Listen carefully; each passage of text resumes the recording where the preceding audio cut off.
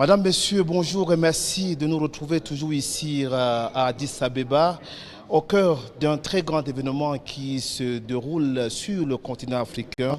L'Afrique, en partenariat avec la Fédération de Russie, a décidé de célébrer l'excellence du journalisme africain. Nous avons la chance de rencontrer ici un visage qui porte pratiquement l'une des grandes histoires du continent africain. C'est avec un plaisir que nous vous recevons.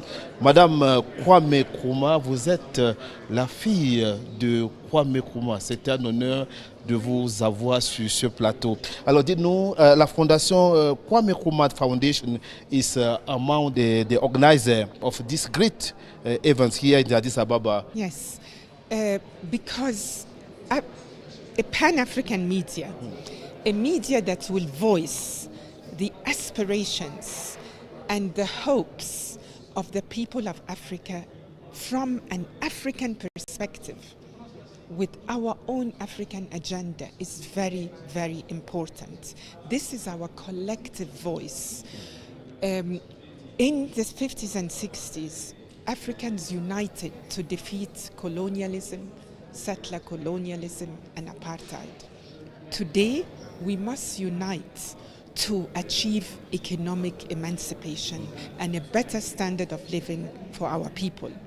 So today, the emphasis is on unity. How can we work together, build our industries together, build our infrastructure together, borrow together if we have to? Because the well-being of our people is at stake here. And the point is that without us telling our story, owning our narrative, it's going to be difficult. So a Pan-African voice is a voice that is calling for the unity of Africa. It's a voice that is articulating the priorities for Africa today. So we need a big umbrella organization that will speak with one voice. And it can house different decentralized, a federation, if you like. But let us have that one powerful voice, because 1.3 billion people, and if you want to add the global African family or the African diaspora, you are talking about 1.5, 1.6 billion people. Now, what is it that 1.6 billion people cannot do when they speak with one voice? You know, so that is our strength in Africa, integrating our resources, our human and natural resources. This is our strength.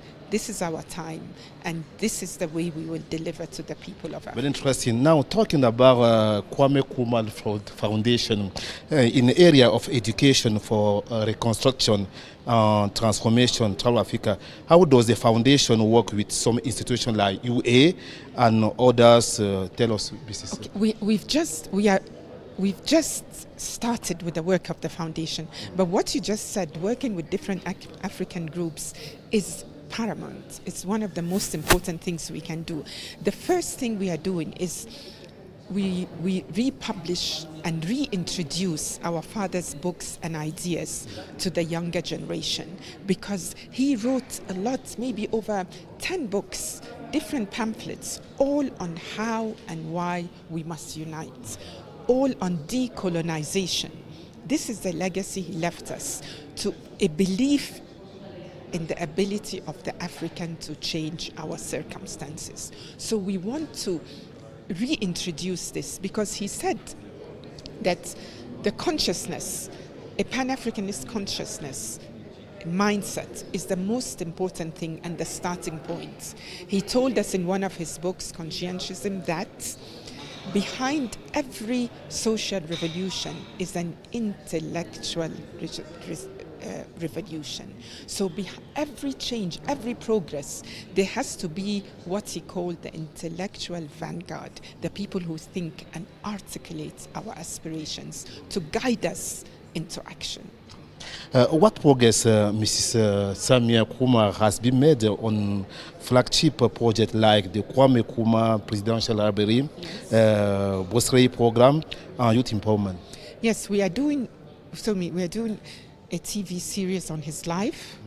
I'm finishing a book on our life with him all what we've seen, the assassination attempts, what happened to us after the coup d'etat that toppled his government, the Pan-African romance, marriage, union of our two parents, father from Ghana, mother from Egypt, and how that brought North Africa closer to the rest of Africa. And of course, collecting his archives, his documents, letters, footage.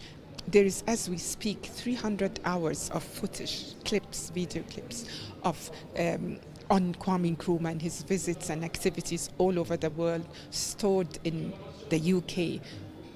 The younger generation needs to see that. We need to be guided and learn from a great Pan-Africanist hero. Well, now, last question. In what ways has the vision of creating a politically united Africa evolved since the Kwame Nkrumah Foundation was established, particularly in response to recent geopolitical shifts such as coup in West Africa and Africa's role in global forum? Let us understand one thing. We are different. We have different languages. We speak different languages. We have different religions, different cultures, different almost everything. We are diverse, but there's common ground. There are things we all agree on, and that is that we need to raise the standard of living of Africans, and we need to free ourselves from economic domination, inclusive. So we want to rely on that Africanness, that it's in order to solve our problems politically, problems between states, conflicts, and I am confident that if we rely on that Africanness and that sense of mission, that united we can be strong, things will be better. Our father said we must unite. He said in this great city, Addis Ababa 63, we must unite or perish. And I honestly believe that this is the mission of our generation.